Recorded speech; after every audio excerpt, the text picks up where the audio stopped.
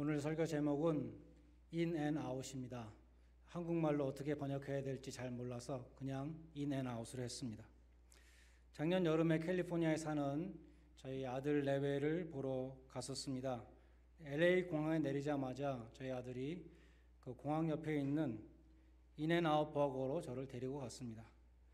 그때가 해가 지는 어둑어둑한 그런 저녁이었는데 바로 그 버거집 위로 비행기가 지나가면서 착륙하는 것이었습니다. 이렇게 손을 뻗으면 다 닿을 것 같은 그렇게 아주 저공으로 그 조명등을 켜고 그 거대한 쇳덩어리가 바로 머리 위로 지나가서 착륙을 하는 것입니다. 그래서 햄버거집이 바로 그 활주로 앞에 있었던 것 같습니다. 그런데 얼마 전에 한국 신문에서 인앤아웃 버거에 관한 기사를 읽게 되었습니다. 지난 5월 22일 한국의 서울 강남역 부근에 있는 바비레드라는 레스토랑에서 인앤아웃 버거 팝업 스토어 행사가 열렸다고 합니다. 그래서 임시 매장 행사라고 하는데요. 오전 11시부터 2시까지 선착순으로 250명에게 인앤아웃 버거를 판매하는 행사였습니다. 11시에 시작인데 첫 손님이 5시 반에 왔고 새벽 6시부터 줄이 생기기 시작해서 오전 10시에 300여 명이 북새통을 이뤘다고 합니다. 그래서 대기표로 팔찌를 줬는데 10시가 되기 전에 250번 팔찌까지 모두 소진되었다고 합니다. 오늘 본문 성경을 영어로 보면은 walk in하고 walk out하고가 대조되어 나옵니다. 제가 발음이 안 좋아서 여러분이 잘 못 알아들으실 것 같은데 WALK가 아니라 WORK, work입니다. walk in은 너희 안에 행하시는 이는 하나님이시니 할 때 13절에 나옵니다. walk out은 12절에 너희의 구원을 이루라는 9절에 나옵니다. walk in은 하나님이 하시는 일이고 walk out은 우리가 하는 일입니다. 하나님이 우리 안에서 하시는 일과 하나님이 하신 일을 밖으로 드러내는 일, 이 두 가지가 지금 나오고 있는 것입니다. 그래서 찰스 스윈덜 목사님은 오늘 본문의 제목을 Working out God's inner work라고 그렇게 붙였습니다. 먼저 하나님이 일하시는, 우리 안에서 일하시는 이 work in에 대해서 스티븐 로슨이라는 주석가는 에스겔서 36장으로 설명했습니다. 에스겔서 36장에 새 언약의 중요한 예언이 나오죠. 우리가 새 언약을 하나님과 맺게 될 때, 예수 그리스도를 믿고 하나님과 새 언약의 관계에 들어갈 때 하나님의 말씀에 대해서 돌같이 반응하던 그 굳은 마음을 제하여 주시고 하나님의 율례와 법대에 대해서 반응하는 부드러운 마음을 주신다. 그리고 성령님을 보내셔서 이제 십계명처럼 돌에다가 하나님 말씀을 기록하는 것이 아니라 우리 마음에 하나님의 말씀을 기록해 주셔서 우리가 새로운 마음으로 자진해서 자원해서 하나님 말씀에 순종하고자 하는 그러한 마음을 주실 것이다 라고 말씀하고 있는 것입니다. 이제 그것이 하나님이 우리 안에서 일하시는 것인데 성령님을 통해서 일하시는 것입니다. 그처럼 13절에서 하나님이 우리 안에서 행하시는 일이라는 것은 구원받은 성도들을 성령님의 역사로 성화시켜 주시는 것을 긴 과정을 가리킵니다. 우리가 예수 그리스도의 형상을 닮아가며 예수님의 낮고 겸비한 마음을 본받는 이 성화는 죽는 날까지 계속되는 긴 과정인데 그것은 오직 성령님이 우리 안에서 일하심으로 이루어진다는 것입니다. 그런 의미에서 12절에 구원을 이루라는 work out your salvation이라는 이 구절에서의 구원도 바로 칭의를 가리키는 것이 아니라 예수 믿고 의롭게 되는 그 순간적인 하나님의 구원을 가리키는 것이 아니라 긴 과정에 이르는 구원, 성화를 가리킨다는 것입니다. 그 12절에서 말씀하는 구원이란 크리스찬들이 하루하루의 삶 속에서 하나님이 이루어 가시는 성화를 가리키는 것입니다. 그래서 크리스찬은 구원을 얻기 위해서 work for salvation, 얻기 위해서 애쓰는 것이 아니라 work out salvation, 구원을 밖으로 드러내야 한다는 것입니다. 찰스 스윈덜 목사님은 이 12절에 대해서 오해하기 쉬운 것을 이렇게 설명하고 있습니다. 너희 구원을 이루라는 12절을 그냥 피상적으로 읽으면 구원을 얻기 위해서 애쓰라는 뜻으로 이해할 수 있다. 그리스도를 닮는 일은 전적으로 우리에게 달려있다는 인상을 받는 것이다. 그리스도의 모범을 보여주시는 것은 하나님의 역할이고 본받는 일은 우리에게 달려있다고 생각하게 되는 것이다. 그러나 그러한 해석은 성급하게 내린 잘못된 결론이다. 구원을 이루라는 구절의 뜻은 구원을 얻기 위해서 애쓰라는 것이 아니라 순종과 겸비의 삶을 통해서 구원의 실제를 드러내라는 뜻이다 라고 설명했습니다.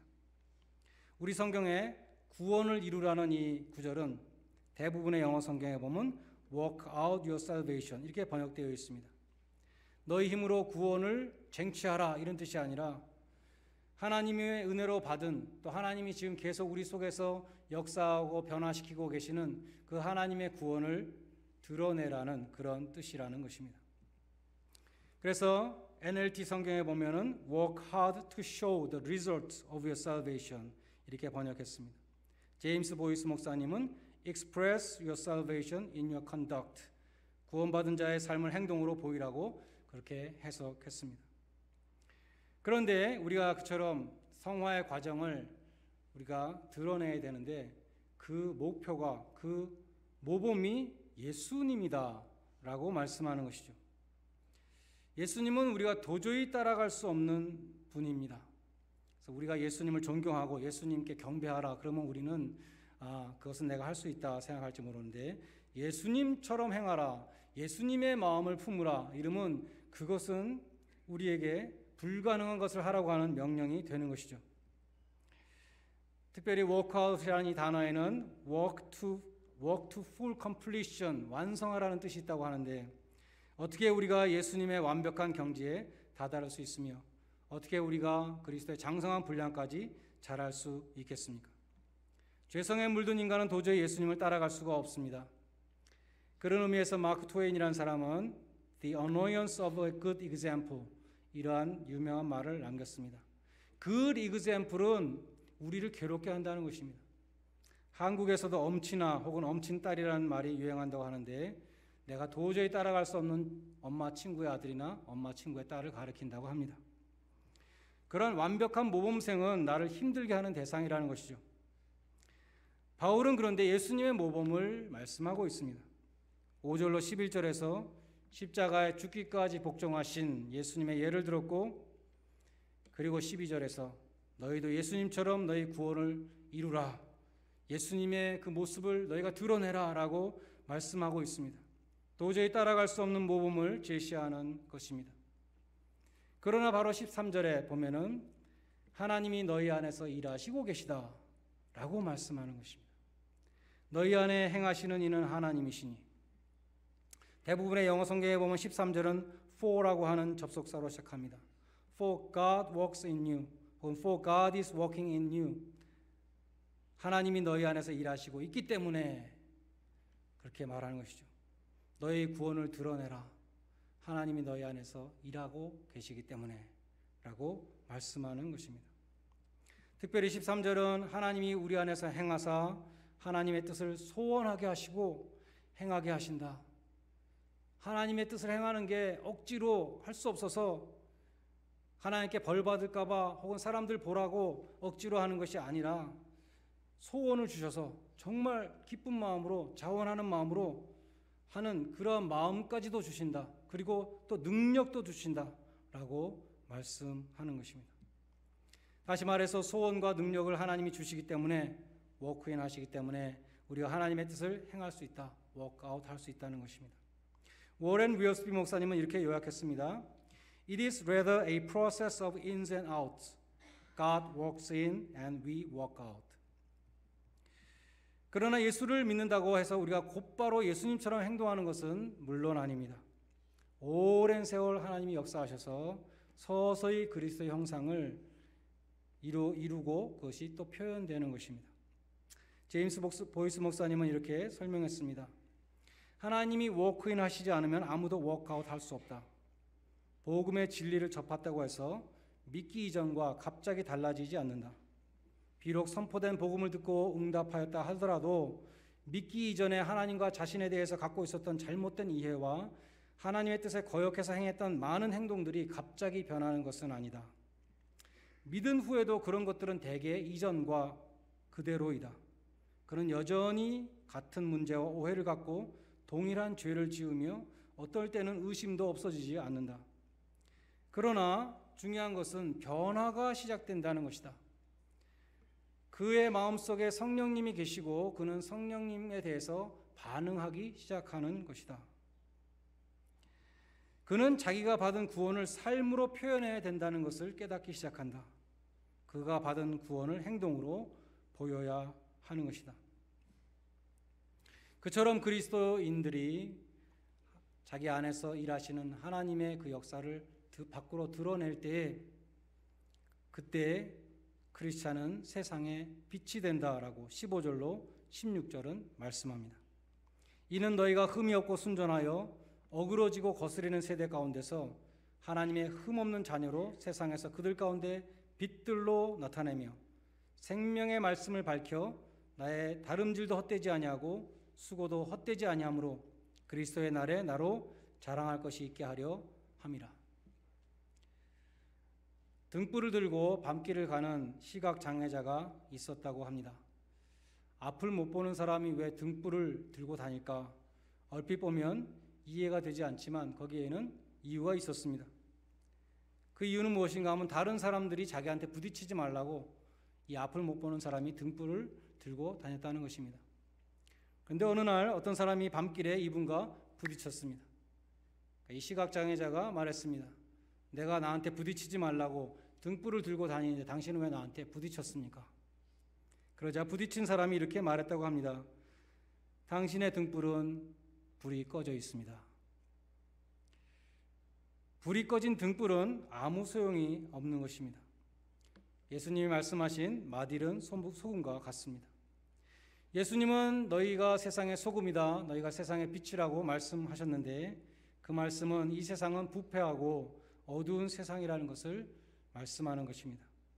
오늘 빌립보서 본문은 어그러지고 거스리는 세대라고 말씀하고 있습니다. 어두움 가운데 살아가는 세상 사람들은 그리스도인들을 통해서 복음의 빛을 받습니다. 그래서 16절에 보면 생명의 말씀을 밝히라 라고 말씀합니다. 여러분 한 사람 한 사람이 받은 말씀을 밖으로 드러내므로 어두운 세상을 비치는 빛이 되시기를 바랍니다.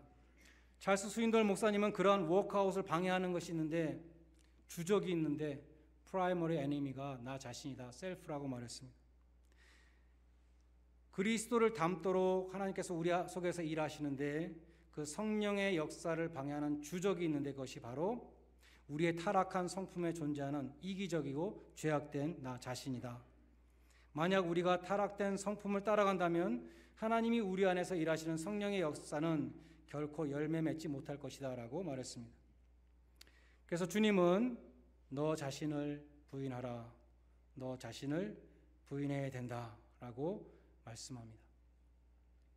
오늘 본문에 이어지는 우리가 18절까지 읽었는데요, 19절 이하에 보면 바울이 디모데를 추천합니다.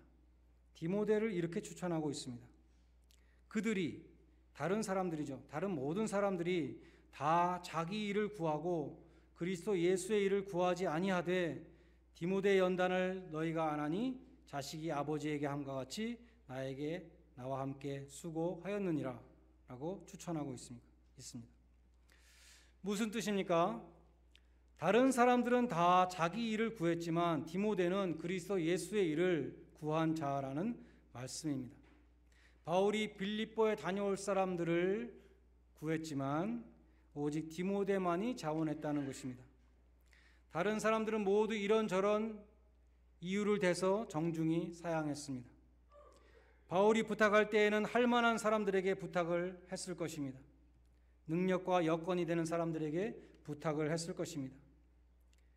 그러나 그들은 다 이런저런 이유를 대면서 사양했습니다. 그들이 사양한 이유는 21절에 보면은 저희가 다 자기 일을 구하고 그리스도 예수의 일을 구하지 않는도다 라고 말씀한 것입니다. 예수님은 마태복음 22장에서 천국은 마치 자기 아들을 위해서 혼인잔치를 베푼 어떤 임금과 같다. 좋은 천국 잔치를 베풀고 모든 사람들에게 오라고 초청했는데 초청한 사람들은 하나도 오지 않았다는 것입니다. 다 일치되게 사양하였다. 그들이 내세운 이유는 여러 가지가 있었습니다. 첫 번째 사람은 나는 밭을 샀으니 불갑을 나가 보아야 하겠다고 말합니다. 두 번째 사람은 나는 소 5마리를 샀으니 시험하러 가야 되겠다. 용서하라 라고 말합니다. 세 번째 사람은 나는 장가 들었으니 가지 못하겠다고 또 말합니다. 그처럼 초청을 거절한 세 사람의 공통점은 모두 자기중심적이라는 것입니다. 내 사업이 먼저이고 내 할 일이 먼저이고 나의 즐거움이 먼저이기 때문에 초청에 응하지 못하겠습니다 라고 말합니다. 오늘날로 말하면 집안일과 사업과 직장과 혹은 내가 지금 다른 또 즐거움이 있기 때문에 못 온다고 말하는 것입니다. 우리가 돈을 열심히 버는 것이 나쁜 일이 아닙니다. 일을 열심히 하는 것이 죄가 아닙니다. 가정과 자녀를 버리라는 것도 아닙니다. 주님께서 말씀하신 것은 프라이어리티의 문제이죠. 그 모든 것들이 하나님보다 더 앞서게 되면 그것은 이제 우상이 된다는 그런 말씀을 하신 것입니다. 오늘날 하나님을 믿는 신자들 가운데서도 나의 일보다 하나님의 일을 우선하는 사람이 과연 몇 사람이나 있을까요? 주님은 나를 따라오려거든 제일 먼저 자기를 부인해야 된다라고 말씀하셨습니다. 이 말씀에 순종하며 주님의 몸된 교회를 섬기는 사람은 과연 몇 명이 되겠습니까?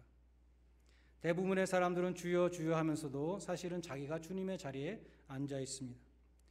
주의 일을 한다고 하면서도 자기 일을 구하고 있는 경우도 많이 있는 것입니다. 우리 교회에도 이 디모데와 같은 사람, 그리스도 예수의 일을 먼저 구하는 그런 참된 일꾼들이 많이 일어날 수 있기를 우리는 간절히 기도합니다.